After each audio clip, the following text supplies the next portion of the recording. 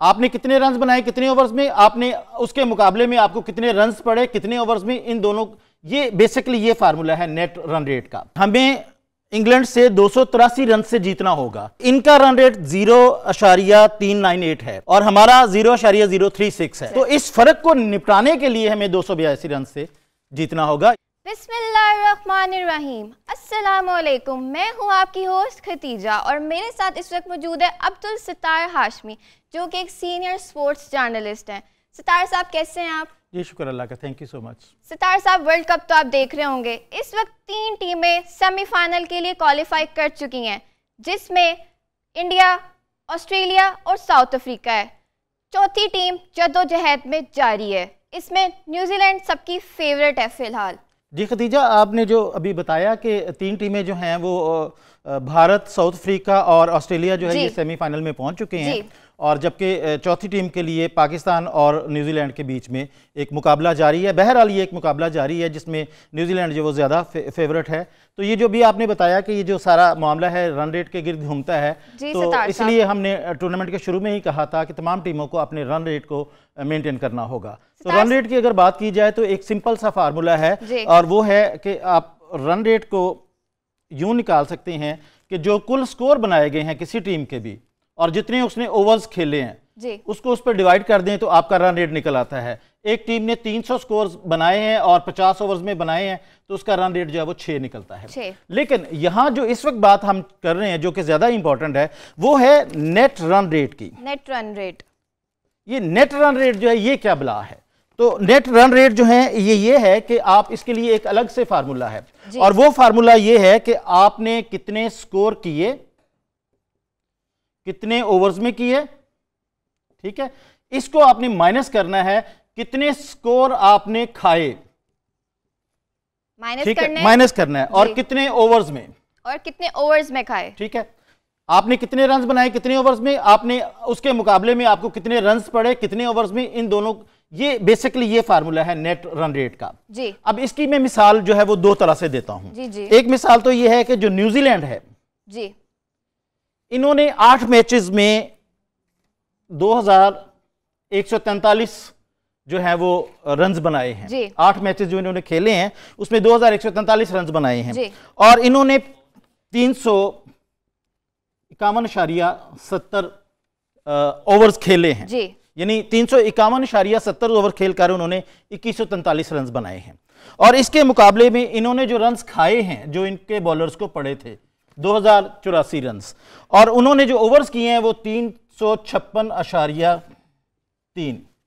ठीक है, ये एक आपकी कैलकुलेशन आ गई।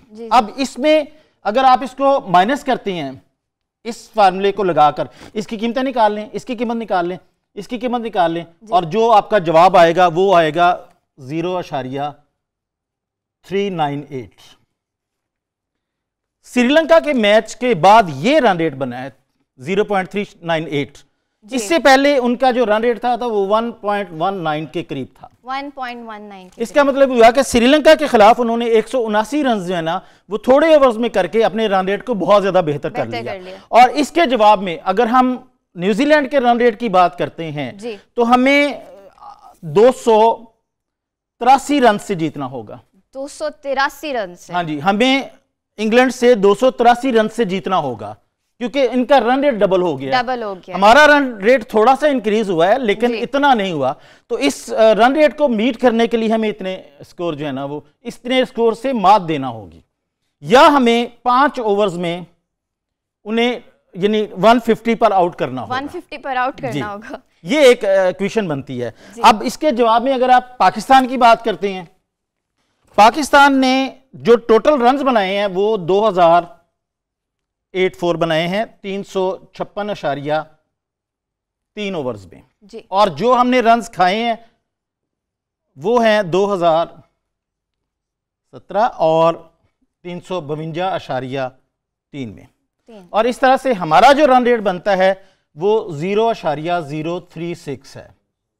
जी। अब आप अंदाजा करें कि इनका रन रेट 0.398 है और हमारा 0.036 है। तो इस फर्क को निपटाने के लिए हमें 282 रन से जीतना होगा। ये है वो रन रेट। यहां पर मैं आपको एक और मिसाल दे देता हूं, और वो मिसाल भी समझने में काफ़ी मदद देगी। इंडिया जो है वो इस वक्त अनबीटन टीम है।